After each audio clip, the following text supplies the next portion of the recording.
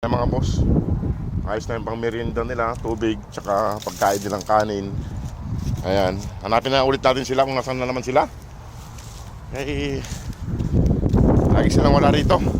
Hanapin ulit natin mga boss doon sa pwesto nila, tambayan nila. Ayan mga boss, ako may naunang umuwi.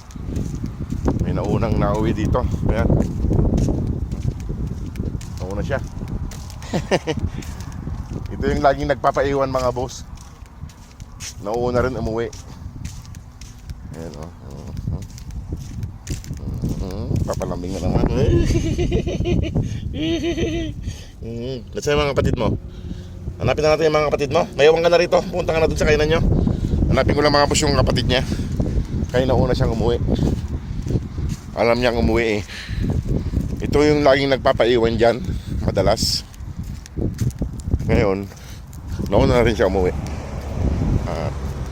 Hanapin natin kung nasa damuhan na naman yung ayun na rin yung isa. Alam na, magutom siguro kaya umuwi na. Ha? Oh, haplos muna. Haplos muna. Ayan. Kasi yung iba nasa kabilang kalsada pala. Si Antokin at saka yung lalaki nasa kabilang kalsada sila. At sunduin natin mga boss. Ayan, dalawa lang sila. Nandun na naman nakahiga yung mag-iina sa kalsada. Ayan. Naunang umuwi yung dalawa.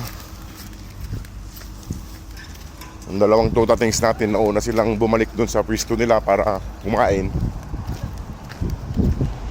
Pero yung tatlo ay wala. Ayan na rin yung isa mga boss oh. Kaso may sasakyan. Dahan-dahan lang may sasakyan. Pasaway. Ay. Ayan na. Mauna yung nanay. Sila mga boss. Ang gutom na siguro kaya bumalik na. Naiwan na naman si Antokin dun. Nahuli na naman si Antokin mga boss oh. Nahuli na naman kasama si mama nila. May mga boss eh. Nahuli na naman si Antokin. Ayan. Tara na, kakain na kayo. At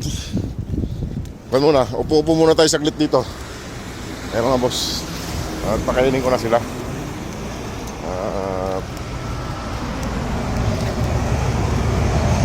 Tara na, kain na.